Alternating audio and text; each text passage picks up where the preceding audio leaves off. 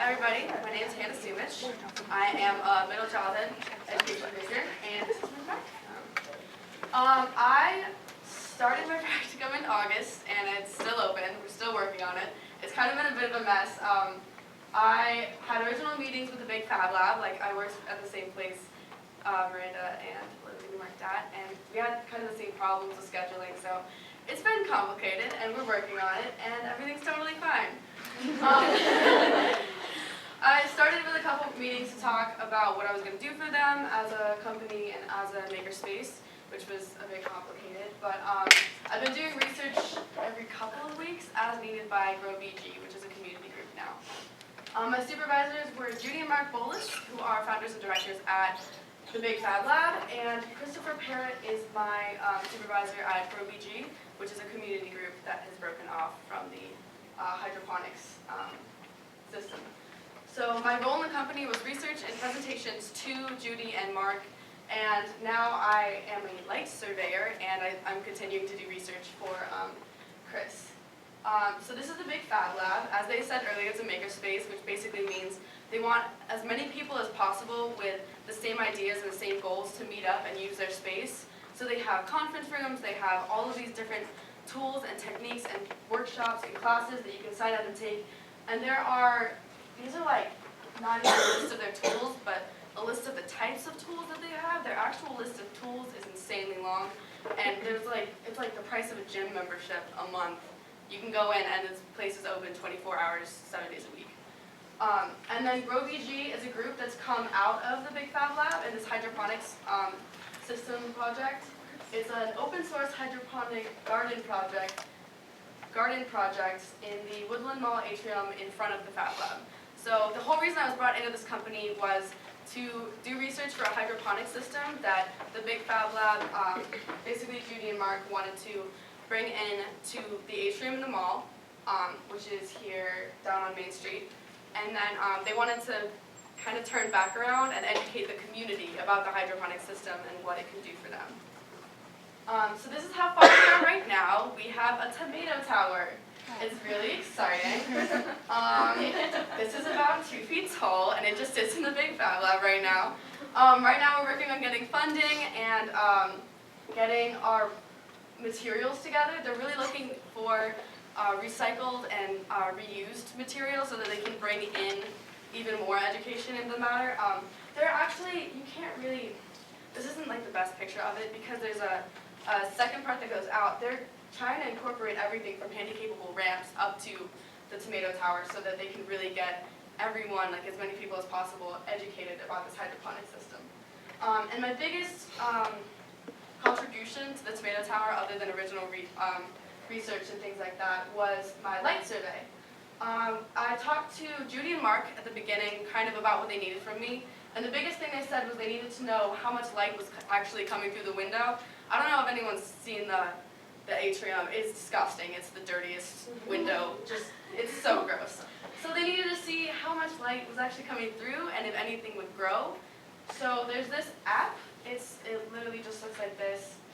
It's just called Light Meter, and then you just hold a button down and run it around, and it tells you how much light is coming through, which I thought was pretty cool. This measurement is in foot candles.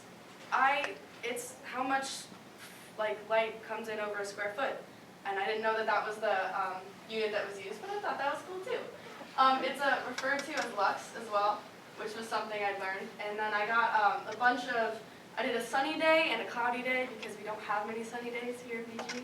So I thought that was a bit, unrealistic. But I ended up getting a bunch of raw data that looked like this. This is an actual screenshot from the app, not from my data. But this is the average, this is the maximum, this is the average, this is the maximum, and then I just kind of remembered the minimum.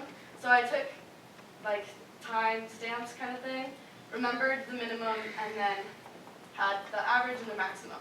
And then beyond just the atrium, there are 2 tiny windows where there are fake trees in real dirt, which I will never understand for the life of me, but they were interested in getting plants there too, so I took light surveys for there as well. And this goes into my activity. I'm not going to pass out paper. I think you guys all know how to do averages on green here, but I pretty much just averaged each of these 3 columns. That's what I want you all to do. And then coming from that, decide what plants you would recommend for the atrium. So highlight plants, or anything that flowers or has to like grow buds or anything like that, requires about 2,485 foot candles, which goes to 40 watts per square foot. And low light plants like lettuce and leafy things that don't do much but grow themselves need 1,553 foot candles. So if you guys could do these averages for each of them, and then I'll give you a minute or two to do that.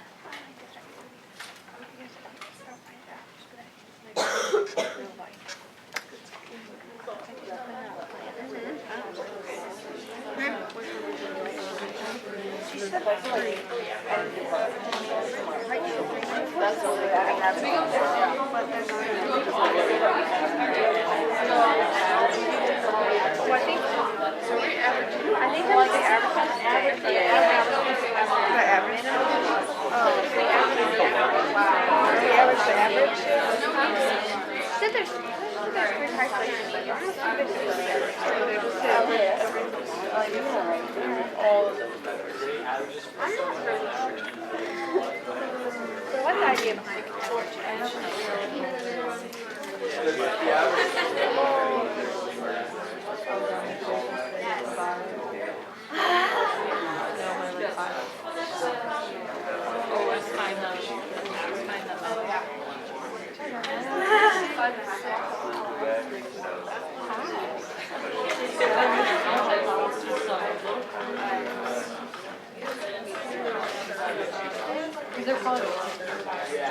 It's good stuff.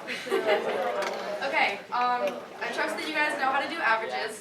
I'm sure that you got at least a couple of them down. Can anyone give me at least one of the recommendations for cloudy day versus sunny day for the atrium? Yes. Like sunny days, like the low lit plants.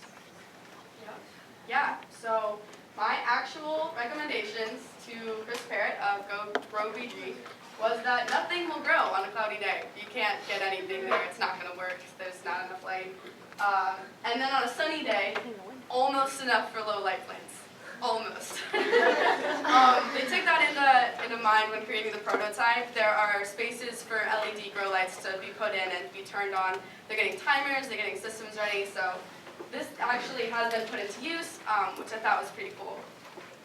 What I learned, communities want to be involved. So with Grow VG, they told me that they were forming a community outreach group to get more expertise and things like that. I didn't think it would go anywhere. I didn't think some random person was just going to be sitting like, yeah, that's something I want to do once a week for like the next couple months. But their Grow VG group is insane. These people are they have lifetimes of expertise. There are 50, 60-year-old men who just have gardened their whole life and want to do more. So they just can funnel it into this and turn that into education in the classroom. The hydroponic systems are super complicated. I didn't think about the struggle of trying to measure how much light to come through the atrium window. I thought it would just be like put some plants in there and see what grows. But if you think about it, that's not really going to work because you could waste months and months of grow time. Another thing is that science and math are very connected. For example, I thought when they said I'd be doing research for hydroponics, yes, I was doing a lot of science-based research, seeing what shades of light on the visible spectrum grow plants best, specifically tomatoes. But a lot of the math that I was doing in Excel and things like that could be easily connected to either field. And then flexibility. Changing supervisor has been a little bit of a mess because Chris didn't really sign up to have me like as a little helper. But he's been really good working with me and just trying to get everything together and make sure that I'm being as helpful as possible to them as a group. And same thing with these applications to the classroom. Flexibility, getting your community involved, and connecting science and math, I think are three things that are really important as a teacher, especially with me being middle childhood. No matter what field I go into, I want to teach both. So whether I'm in science and throwing a little bit of math in there or bringing science into my math class, it's really just going to be the best of what I can do. So like I said, I'm not done yet. So in the future, we're working on building our hydroponic system. I'm growing the seed starters for that, so I'm pretty excited. There'll be tomato seedlings in my dorm room if anyone's interested. And then they want to bring the community in. Like I said earlier, they're trying to get a lot of ramps and a lot of accessibility. Hopefully I'll be able to help with that as well, getting education back into it. And they're working on a therapy sensory garden, which I'd never heard about before, but it's really like therapeutic for a lot of people to be in nature, and there are different light levels and different plants you can grow and things like that. So they want to get more outreach into the community that way. And that's it. Anyone have any questions?